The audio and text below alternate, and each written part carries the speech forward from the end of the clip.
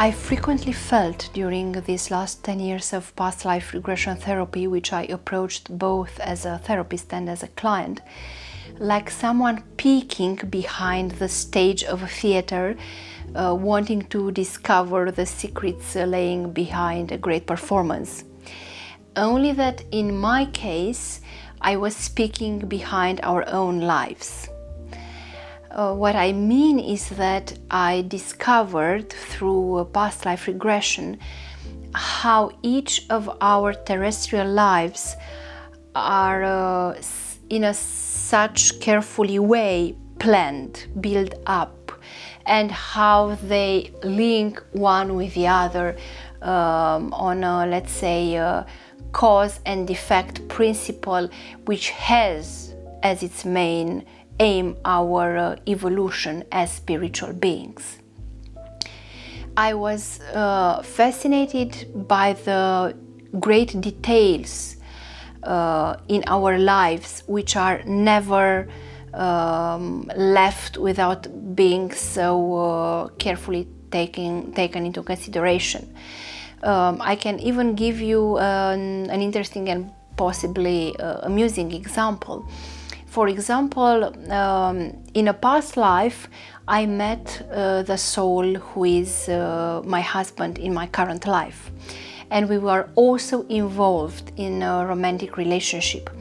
And we were in the 19th century, and one of my desires was to give him as a gift my own watch.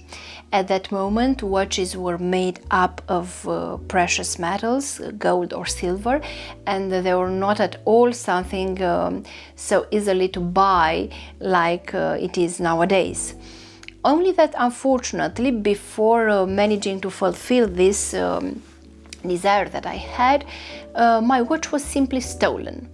And so I couldn't give him as a gift, and I was left with a great feeling of frustration and regret.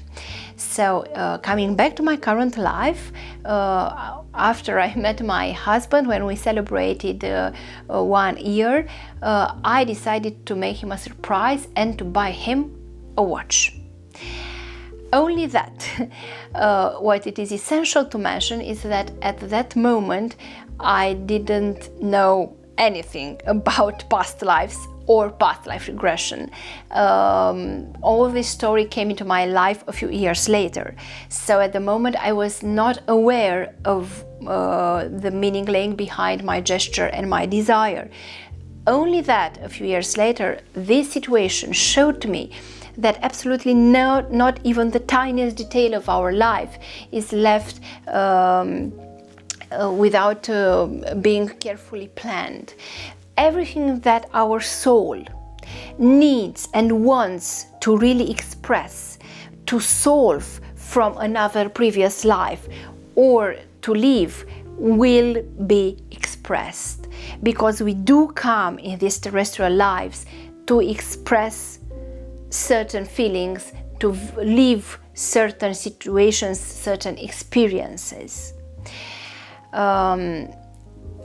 Our lives are to some extent built up on the concept of karma, but unfortunately I don't use very frequently this concept because it was so frequently used in a negative way, very closely understood to the idea of revenge.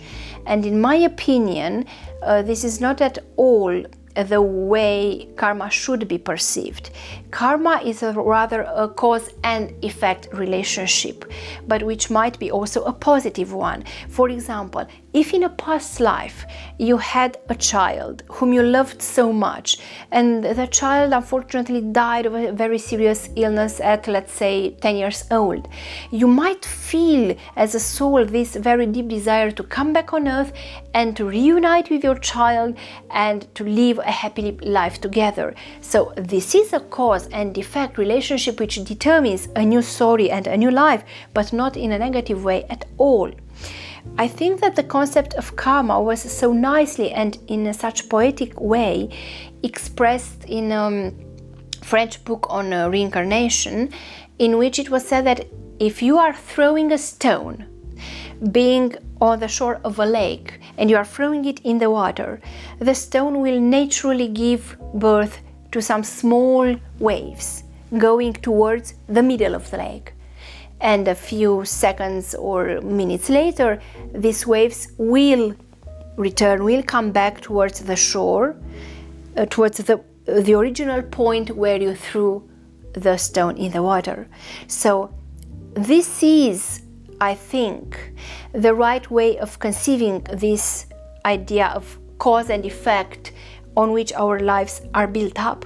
I mean, if you are doing something right now, it will release a certain energy, a certain amount and a certain kind of energy towards another being, towards nature, towards this planet, towards the divine, or towards yourself.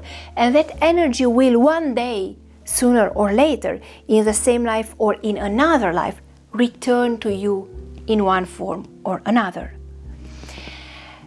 What I also want to show you is that, in my opinion, this is a human being, which I represented here as a tree. And each segment, each element is, as a matter of fact, a past life. Only that, as I am seeing the architecture of our past lives, we do have some main past lives, what I would call some main avatars, which make up the trunk of the tree. And we do have some secondary past lives which make up the branches. What's the difference between them?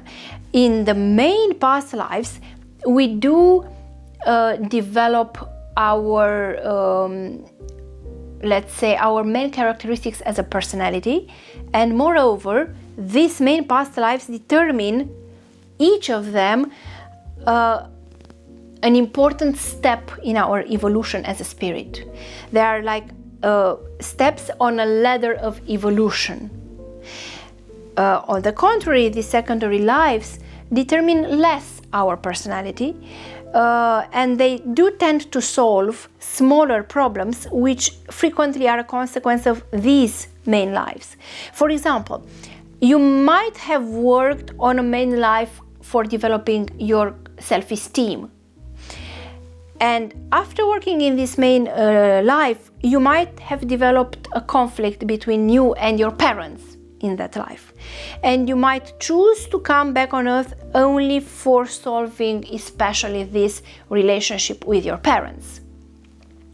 So, I would say that we might have important themes which bring us back on earth.